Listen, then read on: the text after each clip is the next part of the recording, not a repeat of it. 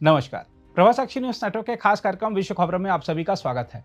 रूस और यूक्रेन के बीच चल रहे युद्ध में शुरुआत से ड्रोनों की अहम भूमिका रही है, जो कि हाल के दिनों में और बढ़ गई है। यूक्रेन के भीतर तक हमला कर रहा रूस घातक ड्रोनों का धड़ल्ले से उपयोग कर रहा है। हाल ही में यानी 1 जून को एक दिन में सबसे बड़ा ड्रोन हमला करते हुए रूस ने यूक्रेन के शहरों को निशाना बनाया। यूक्रेन की वायुसेना के मुताबिक उसे एक रात में आक्रमण कर नष्ट होने वाले 472 मानव रहित ड्रोन यानी OWA के हमले का सामना करना पड़ा। वैसे यह रिकॉर्ड शायद लंबे समय तक कायम ना रहे, क्योंकि पिछला रिकॉर्ड 26 मई को बना था, जब रूस ने 355 ड्रोन हमले किए थे। इससे पहले रूस ने 298 शाही ड्रोन से हमला कर नया कीर्तिमान बनाया था। रूस अब लगातार ड्रोनों की संख्या बढ़ाता जा रहा है ताकि यूक्रेन चकरा जाए। वैसे रूस की ओर से बड़े पैमाने पर OWA ड्रोन से हमले भले अन्यों के लिए आश्चर्य की बात हो, लेकिन यह रूसी सेना की सालों की मेहनत का नतीजा है।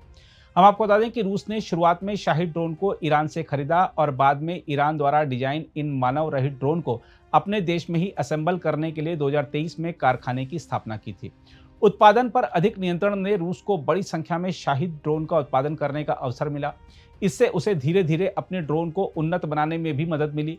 गिराए गए शाही ड्रोन की जांच से जानकारी मिली है कि रूस ड्रोन पर कार्बन की परत चढ़ा रहा है, जिससे आने वाली तरंगों को वापस परावर्तित करने के बजाय उन्हें अवशोषित किया जा सके, ताकि वे रडार की पकड़ में नहीं आए। वे उनमें सिम भी जोड़ रहे हैं ताकि मोबाइल नेटवर्क के माध्यम से ये ड्रोन आंकड़े वापस रूस को भेज सकें।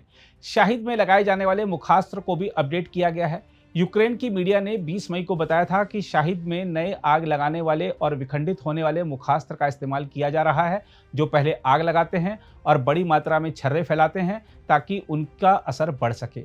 ये बदलाव ड्रोन की कीमत को एक सीमा में रखने के लिए कारगर थे, जो मिसाइल की तुलना में इसका प्रमुख सकारात्मक पक्ष है। ये ड्रोन सस्ते और लंबी दूरी तक मार करने वाले दोनों हैं। इसका अभिप्राय यह है कि रूस जैसे हमलावर यूक्रेन में हर महीने सैकड़ों हमले इस बात की चिंता किए बिना कर सकते हैं कि उसके कितने ड्रोन गिरते हैं। इस बीच इन हमलों से बचाव करने वाला इस बात पर विचार कर रहा है कि आने वाले सभी ड्रोन को उचित लागत पर कैसे मार गिराया जाए। समस्या इस तथ्य से और भी जटिल हो जाती है कि शत्रु विमानों को मार गिराने के लिए अग्रिम मोर्चे पर वायु रक्षा प्रणालियों की अत्यंत आवश्यकता होती है, जिससे इन ड्रोन को गिराना और भी कठिन चुनौती हो जाती है। हाल ही में छद्मशाही ड्रोन के उत्पादन ने समस्या को और भी बढ़ा दिया है, क्योंकि इनमें कोई मुखास्त्र नहीं लगा होता और स्वयं वे कोई खतरा नहीं पैदा करते। लेकिन यूक्रेन की वायु रक्षा प्रणाली अक्सर इन छद्म और मुखास्त्रों से लैस ड्रोन के बीच अंतर नहीं कर पाती और ऐसी स्थिति में सभी को मार गिराने की जरूरत होती है। बहरहाल, रूस द्वारा एक दिन में 472 ड्रोन हमले रूस के अब तक के सभी नवाचारों को दर्शाते हैं। इससे दुश्मन के निशाने से बचने वाले ड्रोन की संख्या में वृद्धि हुई है, मारक क्षमता में सुधार हुआ है। साथ ही सशस्त्र ड्रोन के साथ साथ छद्म ड्रोन का उपयोग करके यह सुनिश्चित किया गया है कि अधिक से अधिक ड्रोन अपने लक्ष्य तक पहुंचे। प्रश्न उठता है कि यूक्रेन के समक्ष अब क्या चुनौतियां हैं।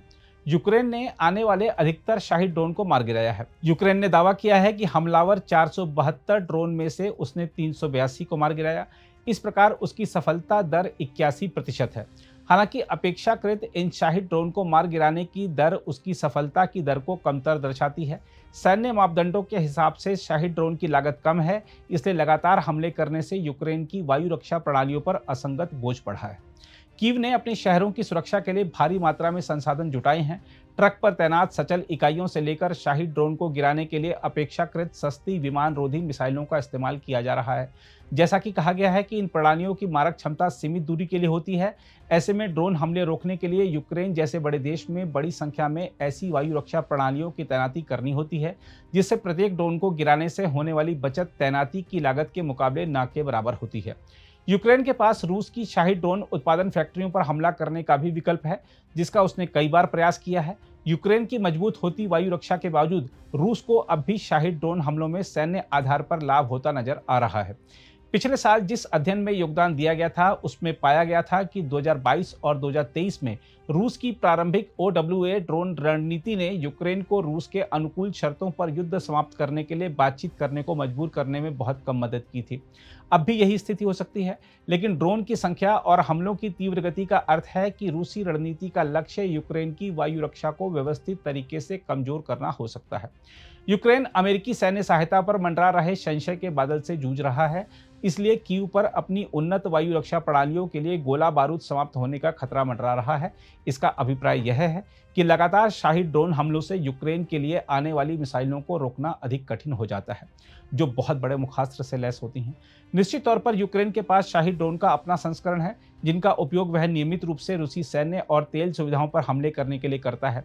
यूक्रेन के OWA ड्रोन के बारे में कम जानकारी है, लेकिन वे अक्सर शाहिद के समान कई विशेषताओं का उपयोग करते हैं, जैसे कि उपग्रह आधारित नौ संचालन।